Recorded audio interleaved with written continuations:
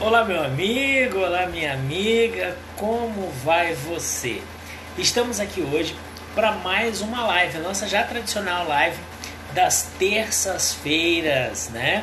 20 horas, horário de Brasília, né?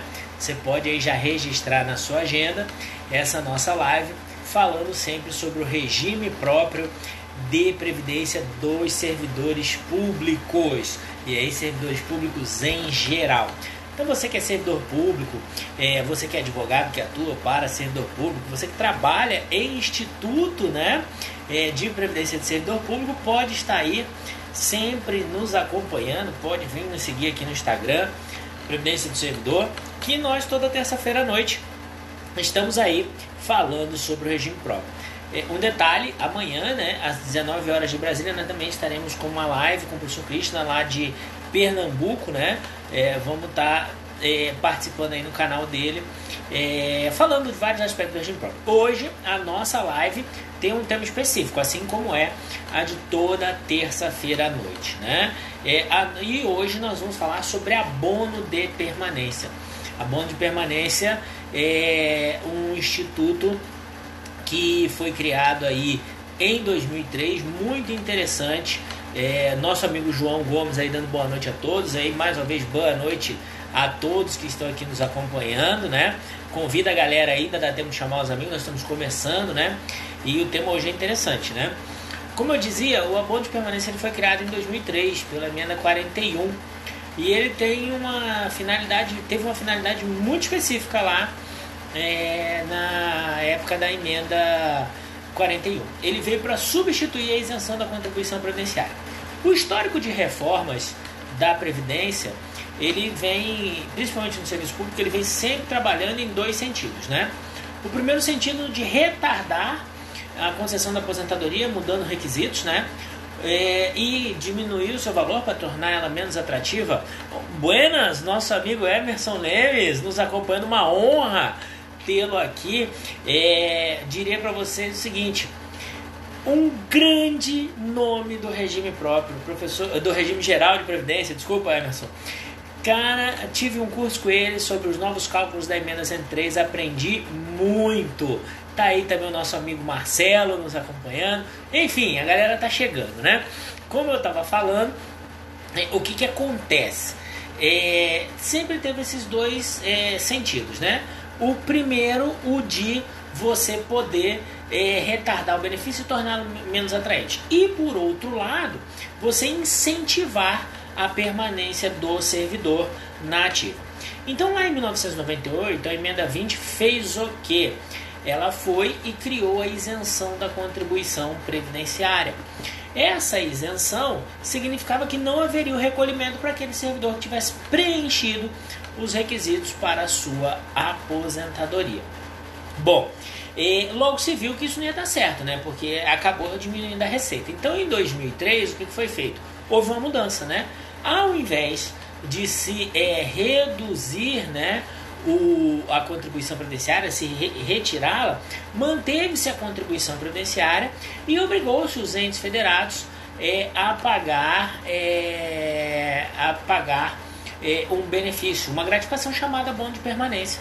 E lá em 2003, de natureza obrigatória, também com o mesmo valor da contribuição. O grande amigo Emerson está dizendo aqui que foi uma grande alegria eu estar acompanhando, assistindo o curso dele, além de ter ajudado lá no RPPS. Não, que é isso, pelo contrário, eu que me senti honrado de estar lá.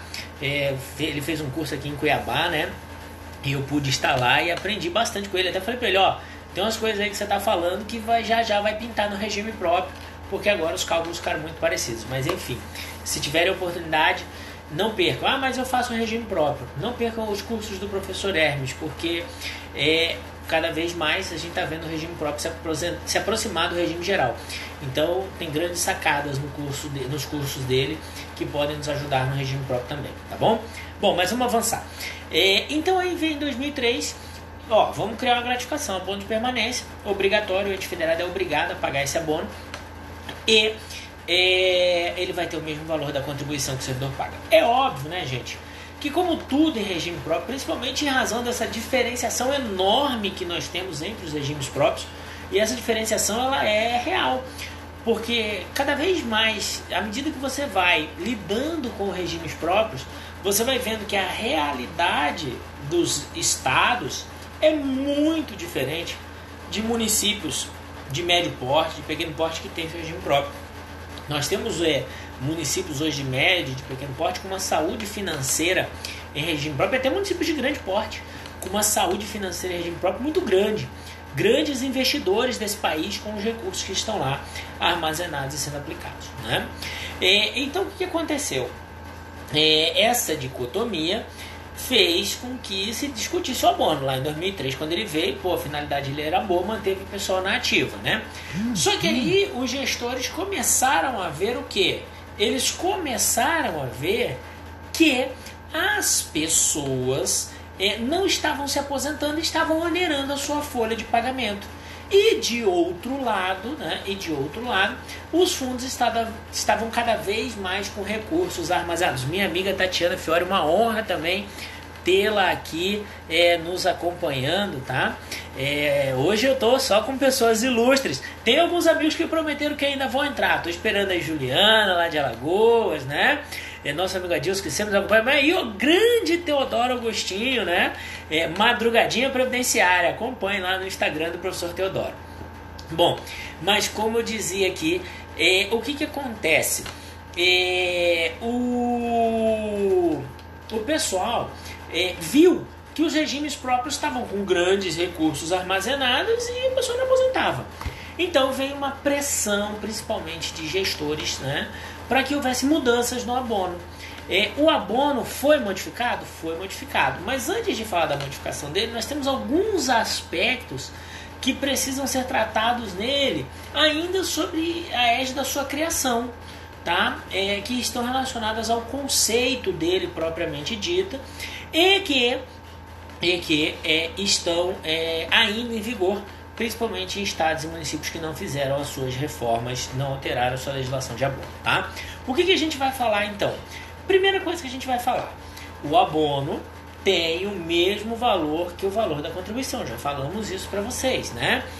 Outra coisa muito importante, a Constituição, ela traz um rol taxativo de causas onde admite-se abono, né? Ela trazia esse rol. Então, cabia abono em direito adquirido, nas regras gerais do artigo 40 e no artigo 2º da emenda 41. Isso foi objeto, óbvio, de uma grande discussão, de uma grande polêmica em termos jurisprudenciais. Por quê? A primeira grande polêmica, sempre ela, né? A nossa amiga aposentadoria especial. Cabe abono na aposentadoria especial? O entendimento predominante era no sentido de que não, até porque o abono contrariava, na visão de quem dizia que não, a natureza da aposentadoria especial, porque a aposentadoria especial tem a finalidade de proteger a saúde do servidor, dizendo, olha, saia mais cedo do serviço público em razão da exposição que você teve. Bom, você dizer pro cara que ele pode sair mais cedo, mas em razão disso ele ganha incentivo para ficar, né? Contrariava essa natureza. Essa celeuma foi até o STF, e o STF firmou o entendimento que cabe abono sim na aposentadoria especial, tá? Uma outra grande questão que foi parar na jurisprudência, cabe abono para militar? Tem tribunais dizendo que cabe. Maranhão, por exemplo, é um dos que entende que cabe abono. Por quê? Porque depende do que tiver na legislação local que regulava o abono na época, né? A meu ver, agora o abono está revogado, porque não existe na legislação federal. Mesmo nos estados ele está revogado para os militares, porque ele não existe na legislação federal, e agora o que manda nos militares estaduais é a legislação federal. Mas legislações, como é o caso do Maranhão, onde tinha a previsão de abono e dava a entender que cabia para os militares, a jurisprudência reconheceu cabível. Uma outra questão que aconteceu na União e foi implementada lá na região sul, mas logo a jurisprudência começou a derrubar, a União começou a entender que não caberia abono na regra geral de professor, né? Aquela que reduz 5 anos no tempo de contribuição e na idade, né? Ainda sob a égide da emenda 41, não estamos falando de, como eu disse, não estamos falando de reforma, nós estamos falando de emenda 103, né? Então surgiu esse entendimento de que não caberia. A jurisprudência também derrubou por entender que aquilo era uma derivação da regra geral dos demais servidores, né? Mas a grande polêmica, tá? Desde quando é devido o abono de permanência, gente? O servidor foi lá, preencheu requisitos para se aposentar há 1 ano atrás. Tem 1 ano que ele está trabalhando sem receber abono. Ele vai lá e pede esse abono hoje. Esse abono é devido do dia que ele pediu ou desse 1 ano atrás? Essa é uma grande polêmica. Por quê? Porque os regimes próprios, as instituições, os institutos firmaram entendimento e alguns colocaram inclusive na sua lei, né, local.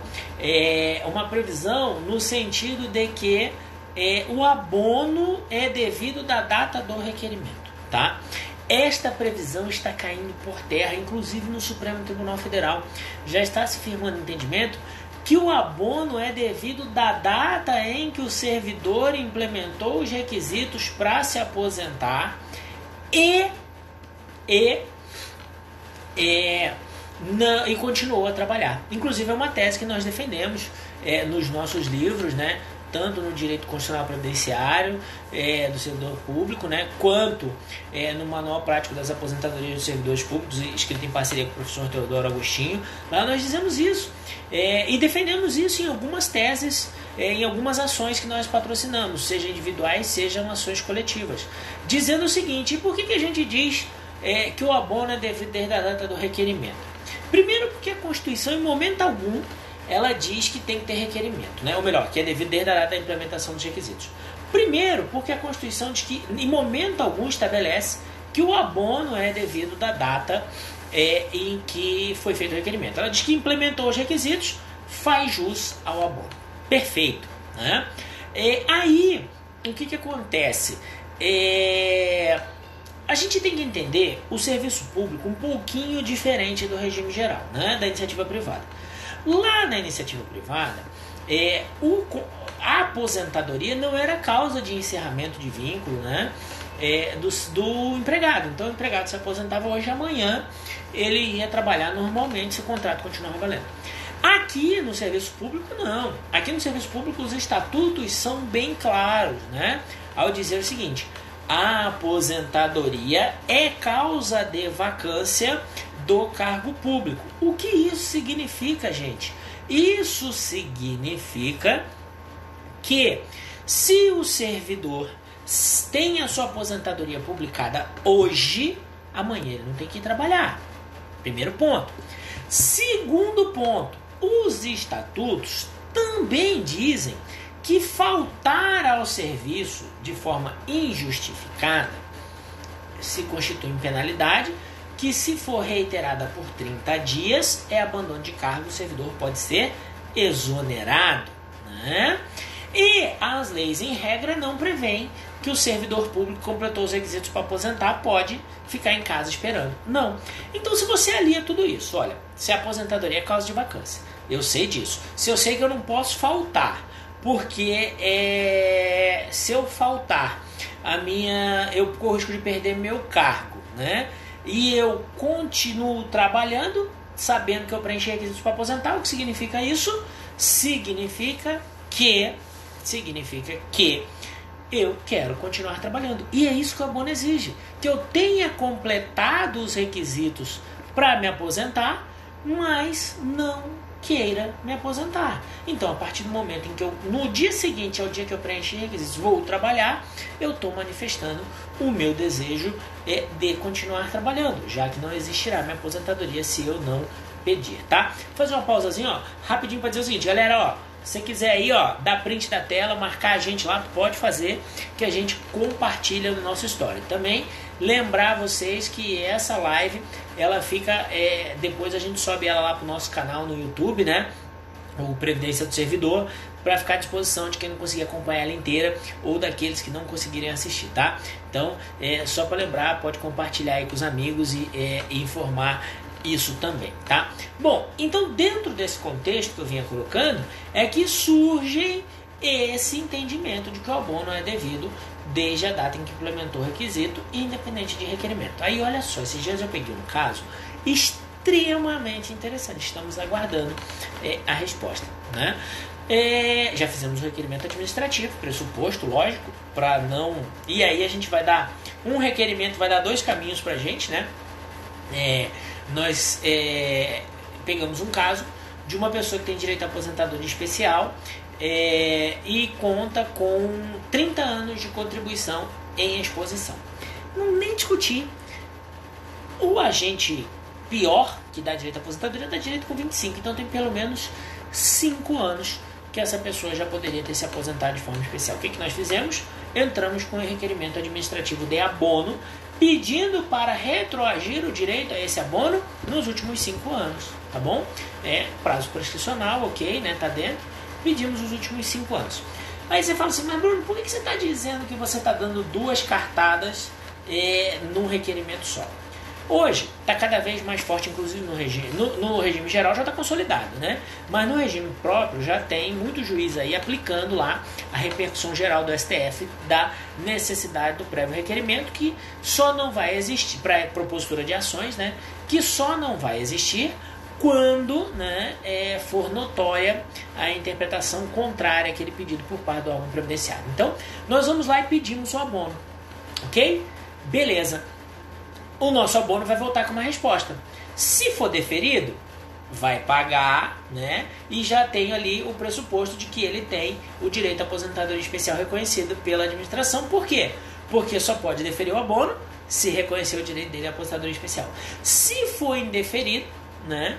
Já temos também o indeferimento, dependendo do argumento, né? Claro, para usar também numa possível ação judicial de aposentadoria especial. Então, com um requerimento só, nós resolvemos, demos uma cajadada aí e matamos a situação. A Raquel tem uma pergunta aqui. Servidores que tenham implementado os requisitos, porém estejam licenciados do cargo, têm direito a receber o abono ou o servidor precisa necessariamente estar em atividade? Muito boa sua pergunta, Raquel. O abono, ele, a partir do momento em que tem o valor correspondente ao valor da contribuição previdenciária daquele servidor, ele só pode ser pago se ele tiver recebendo contribuição. Então vai depender do tipo de licença que ele tiver exercendo, né? Por exemplo, se for uma licença para interesse particular onde não há contribuição, né, não vai haver abono de permanência. Agora, se é uma licença, por exemplo, qualificação, onde ele está recebendo normalmente e está pagando a sua contribuição, ele tem direito a receber sim.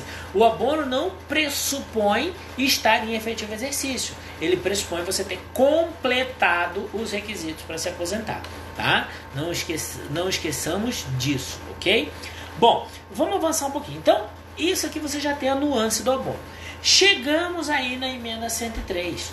O que a emenda 103 fez com o abono de permanência? Lembra que eu falei lá atrás que a emenda, que houve uma pressão dos gestores, né, principalmente de municípios, no sentido de que, olha, poxa, mas o regime próprio tem tanto recurso lá, por que eu não libero algumas aposentadorias para eles pagarem e diminuir minha folha? Como é que eu faço isso?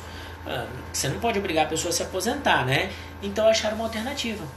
Qual que é um dos motivos pelos quais os servidores ficam na ativa? Abono de permanência. Então vamos mexer no abono de permanência.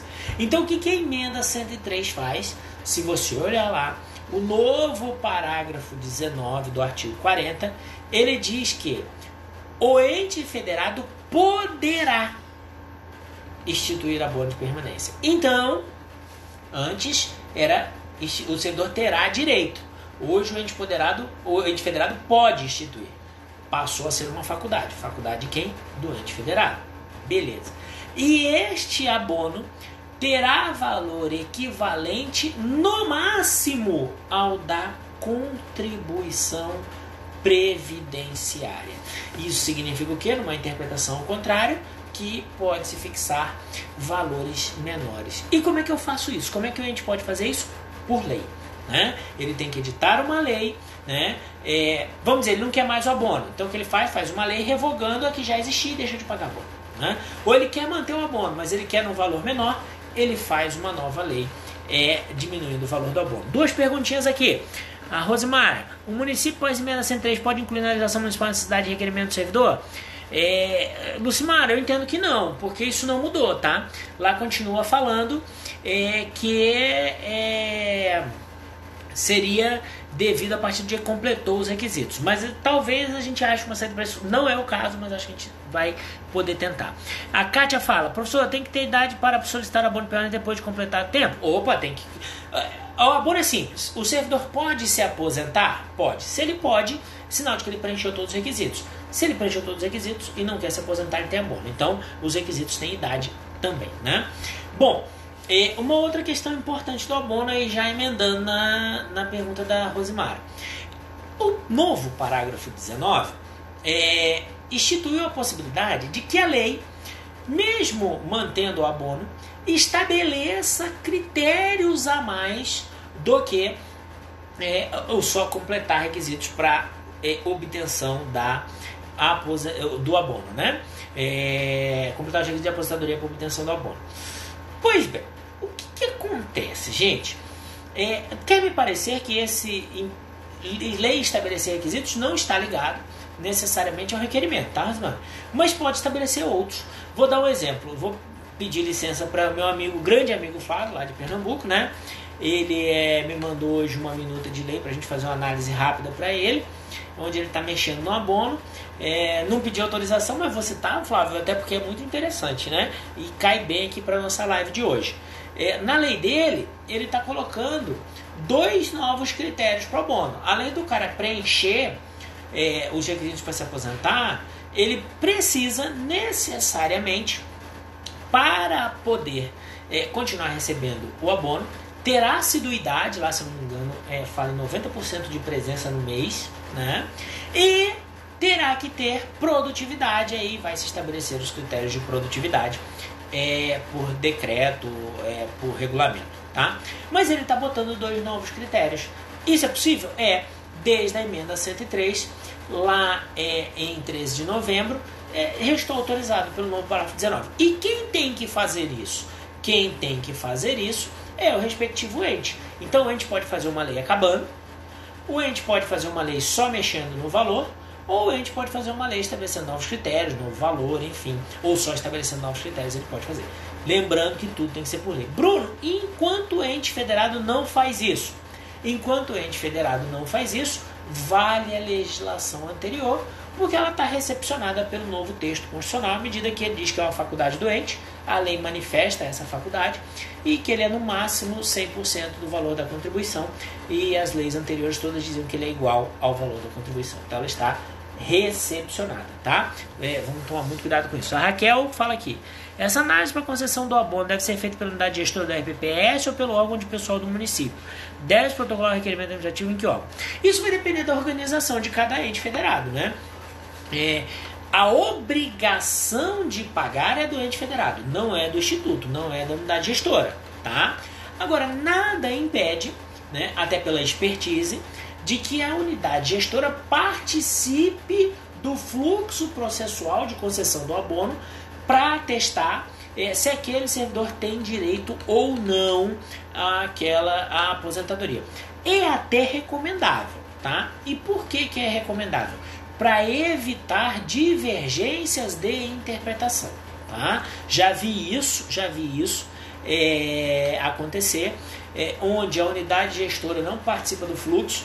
E aí o que aconteceu? A administração foi lá e negou um abono. E aí eu fui perguntar na unidade gestora: nessas condições, você concederia aposentadoria? O cara falou: concedo. Então olha que incongruência. Se o cara vem pedir aposentadoria, que defere. Se o órgão, agora o abono foi indeferido. O mesmo caso, interpretações divergentes. Então, pela expertise, é recomendável sim que a unidade gestora participe, né? A Luciane aí, nossa amiga de São Paulo, nos pergunta: é possível a extinção por lei do abono nesse ano de eleição municipal? Sim, não tem nada a ver, nenhum problema com a eleição municipal. Ou seria supressão de vantagem vedada pela lei eleitoral dentro do período assinalado no calendário eleitoral? A lei não veda a supressão de vantagem, na minha opinião. Luciane, se tiver esse dispositivo, mas eu não vejo a lei proibir vedação, ter essa vedação. Ela veda sim que você dê aumento, mas supressão de vantagem, eu não vejo, não me lembro onde está essa vedação. Mas a princípio seria possível sim, teria que ver exatamente o texto da legislação eleitoral. Não haveria nenhum óbice não para essa modificação, teria que fazer essa análise. Eu não me lembro exatamente. Eu fiz recentemente um parecer sobre a questão do aumento da contribuição em face da vedação de aumentar a despesa, né, em ano eleitoral. Esse eu fiz, e aí tem o nosso entendimento lá, mas retirar a vantagem eu não me lembro exatamente onde isso está na legislação eleitoral. Teria que dar uma olhadinha lá, mas a princípio não teria óbice nenhum, tá? Bom, então essas são as alternativas que o parágrafo 19 dá para o ente federado. Não vamos nos esquecer que as regras federais, né, de aposentadoria não se aplicam aos servidores estaduais e municipais. Então, é preciso que haja legislação nesse sentido. E por que eu estou dizendo isso? Porque todos os artigos, o artigo do direito adquirido, vou falar dele por último, e todos os artigos que estão lá na emenda 103, que disciplinam regras de transição para os servidores que ingressarem antes da emenda 103, né? Ou para aqueles que ingressarem depois da emenda 103, antes da edição da lei do abono, tem a previsão de concessão de abono em favor deles, tá? Então não tem mais a discussão nem que regra cabe, todas elas falam de abono de permanência. É indiscutível o direito ao abono de permanência dos servidores, tá? A emenda não trata, como eu já disse, a questão do requerimento, então vai continuar prevalecendo o entendimento do Supremo de que o abono é devido desde a data do preenchimento dos requisitos. Agora, tem duas coisas importantes, e aí eu vou começar pelo direito adquirido para avançar sobre os demais artigos. Primeiro, algumas celeumas, né? Regra 85/95, aquela regra lá da emenda constitucional número 47. Cabe abono nela? Não cabe? A nível federal, o TCU entende que cabe, mas vários entes entendiam que não. Essa situação resolveu-se a nível federal. Por quê? Porque o artigo 3º, ao regular o direito adquirido e reconhecer o direito ao abono de permanência para quem adquiriu o direito à aposentadoria, né, ele elencou quais são as aposentadorias que concedem ou que outorgam esse direito ao abono. E lá ele estabeleceu a regra 85/95 como uma delas, tá? Então, hoje, né, se você for analisar o direito adquirido do servidor público federal, aquele que preencheu requisitos para se aposentar antes da regra 85/95 tem direito ao abono de permanência se ele continuar. Se o seu regime próprio reproduzir essa regra do direito adquirido literalmente, vai fazer a mesma coisa com os servidores locais. Todos aqueles que preencherem requisitos para a sua aposentadoria pela regra 85/95 antes da reforma terão direito adquirido. O Luciano está mandando aqui, vamos lá. Nomear, contratar ou de qualquer forma admitir, emitir sem justa causa, suprimir ou readaptar vantagens ou por outro meio dificultar ou impedir o exercício. Olha, o inciso 5º do artigo 73, né, fala em supressão de vantagens. Eu teria que dar uma olhada qual é essa intenção de vantagens, né? Se o abono estaria incluído. Pode ser que sim. Olhando assim numa leitura mais seca, né? Pode ser que sim. Lembrando que essa vedação é só nos últimos 3 meses antes do pleito, né? Então, salvo se eu não estiver errado na minha conta, ainda estaria no tempo de fazer essa aprovação, né? Se eu não me engano, é nos últimos 3 meses. Teria que fazer uma interpretação maior do que eles quiseram dizer aí como vantagens, né? Mas pode ser que aí, dentro desse contexto, sim, Luciane, pode ser que esteja certa no sentido de não poder fazer, mas lembrando que essa vedação é para os 3 meses que antecedem a eleição e não estamos nem discutindo aqui se a eleição vai ser prorrogada ou não, tá bom? Então, vamos avançar aqui. Então, como eu disse, quem reproduzir lá o dispositivo lá do direito adquirido está salvo, né? Salvou seus servidores, garantindo direito a ele pela regra 85/95. De outro lado, tem uma situação muito interessante. Todos os dispositivos, inclusive aquele que trata do direito adquirido, do abono nos casos do direito adquirido, começam assim: até que seja editada a lei de que trata o parágrafo 19 do artigo 40 da Constituição, terão direito a abono, enfim. Isso significa o quê? Isso significa que, a meu ver, pelo menos, que a lei do parágrafo 19 tem que ser aplicada a todos os abonos que estiverem vigentes no momento em que ela for editada. Polêmica? Claro que é polêmica. Existe direito adquirido ao abono de permanência? Vai ser a grande discussão. O abono de permanência é uma gratificação, não é uma gratificação permanente. Eu diria que ela é uma gratificação permanente sui generis, né? Porque, ou melhor, eu tenho até dito que ela é uma gratificação permanente, até defendi isso esses dias numa ação nossa. O abono de permanência é sim uma gratificação permanente, mas ela não é uma gratificação incorporável, é totalmente diferente, né?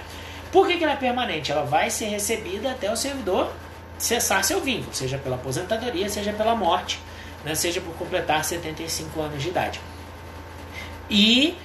Mas na contrapartida ela não estende-se a pensão e nem muito menos a aposentadoria, então ela não é incorporável. Interessante, né? Uma gratificação permanente que não é incorporável, mas essa é a realidade do abono. Então essa é a grande questão. Quando você começa a receber o abono, ele se incorpora ao patrimônio jurídico daquele servidor, ele passa a ser um direito adquirido em termos de valores. Por exemplo, quando você fizer uma lei que reduz o valor, quando você tem essa vai ser uma grande discussão, se você pode atingir os abonos vigentes.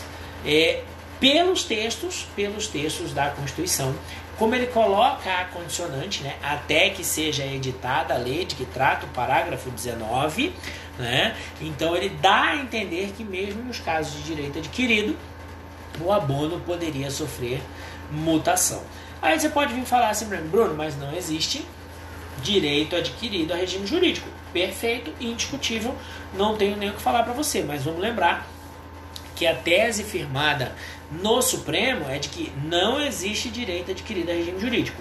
Entretanto, né, deve ser preservada a irredutibilidade da remuneração ou dos proventos. E essa irredutibilidade ela é aferida como? Ela é aferida levando em consideração o valor bruto que aquele cidadão ganha. Então, se ele ganha 15 mil, né, esse bruto não pode reduzir para, por exemplo, 14 mil, se esses mil for de abono. Então, tem todo esse contexto aí em discussão. Galera, alguma dúvida, alguma pergunta, né? Pode mandar aí, gente, pode mandar aí, que a gente está falando aqui sobre abono, mas está aqui muito mais para discutir as questões que envolvem o abono do que qualquer outra. Aqui o Márcio mandando para a gente aqui. Então a extinção ou novos critérios seria para quem somente possui direito às regras novas em razão do direito adquirido para o parágrafo 3º do artigo 3º? Como eu disse, Márcio, a literalidade deste parágrafo e de outros parágrafos de regra de transição dá a entender que não, que as novas regras também atingiriam abonos que já vêm sendo pagos. Então, essa vai ser a grande discussão que nós teremos quando houver uma lei mudando, principalmente o valor do abono, né? E alcançando aqueles casos onde ele já está concedido, porque pode também se prever na lei local, para não ter essa celeuma, que essa lei só vale para os abonos concedidos ou cujo direito for adquirido a ele dali para frente. Não tem problema nenhum, né? Se o gestor não quiser entrar nesta polêmica, ele vai lá e traz essa previsão, ele traz algo nesse sentido. Agora, se ele quiser entrar na polêmica, aí vai ser uma grande construção que vai exigir uma grande reflexão de todos nós, sempre sobre esse aspecto. É uma gratificação permanente? Como eu disse, ela é permanente, mas não é incorporável. Minha interpretação, né? Agora, ela integra esse patrimônio jurídico, então ela não se sujeita, se você entende que ela integra o patrimônio jurídico do servidor, ela realmente não se sujeita à manutenção do regime jurídico, mas você tem que preservar a irredutibilidade, então acaba ficando na mesma se a lei for só uma lei que reduz os valores, né?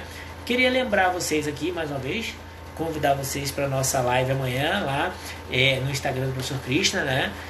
Às 19 horas, horário de Brasília. Você que está aí, quiser, pode dar o print dessa tela também e marcar a gente aqui no Instagram, que a gente divulga nos nossos stories, tá? também que essa live ela fica disponível aqui no Stories durante 24 horas e também a gente coloca ela depois lá no nosso canal do YouTube Previdência do Servidor. Convide seus amigos para nos seguir tanto aqui quanto no Facebook e também no YouTube, onde nós estamos sempre falando sobre esses temas. Então, gente, a contextualização do abono de permanência que a gente tem de relevante para falar sobre ele é isso, tá?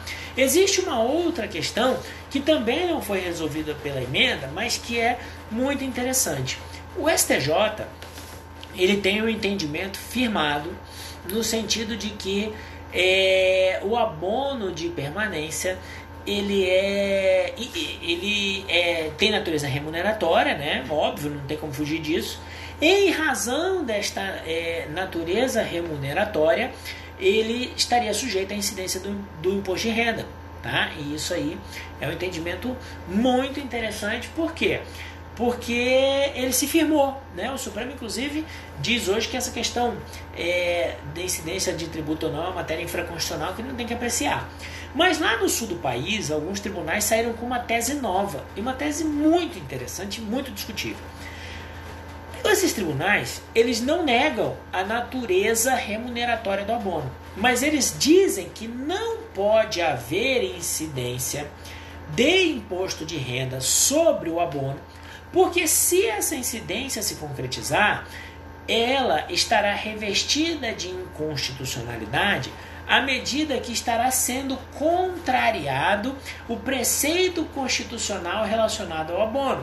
Que preceito é esse? Aquele que valia até a emenda 103, né? Ou melhor, aquele que vale até ser editada a lei local, de que o abono tem o mesmo valor da contribuição, né? Então, até a emenda 103, como a Constituição dizia que o abono tem que ter o mesmo valor da contribuição, o que os tribunais do sul do país diziam? Olha, se eu fizer incidir imposto de renda sobre ele, ele vai ter um valor menor do que o da contribuição, né? E se ele tem esse valor menor, está contrariando a Constituição, então é inconstitucional incidir imposto de renda sobre ele, ainda que ele seja uma verba de natureza remuneratória. Então tem isso também aí, essa discussão, que agora com a emenda 103 ela vai cair por terra, né? Porque aí você já não tem nem mais como discutir, né? Porque lá fala equivalente a no máximo o valor da contribuição, então está se autorizando que a própria lei diga que o valor é menor, ainda mais uma obrigação tributária a reduzir o valor dele. Enfim, isso aí hoje não depois, pós-emenda 103, é algo que não ganhou, perde um pouquinho de relevância, mas para os casos anteriores tem muita relevância, tá? No mais, gente, alguma dúvida? Se tiver, pode encaminhar para a gente aí rapidinho, senão nós vamos encerrando por aqui mais essa live. Se você quiser algum tema aí para ser discutido, pode mandar para a gente aqui no direct, tá? Ou por e-mail, ou por WhatsApp. E aí a gente vai sempre estar inserindo eles nas nossas lives já tradicionais. Toda terça, às 20 horas de Brasília, nós estamos aqui no Instagram, Previdência do Servidor, para tratar de um tema do regime próprio, tá bom? Não esqueça, convide seus amigos para nos acompanhar, para que a gente possa estar aqui discutindo cada vez mais aspectos relacionados ao regime próprio, ok? Um abraço e estou esperando vocês na nossa próxima live. Até lá!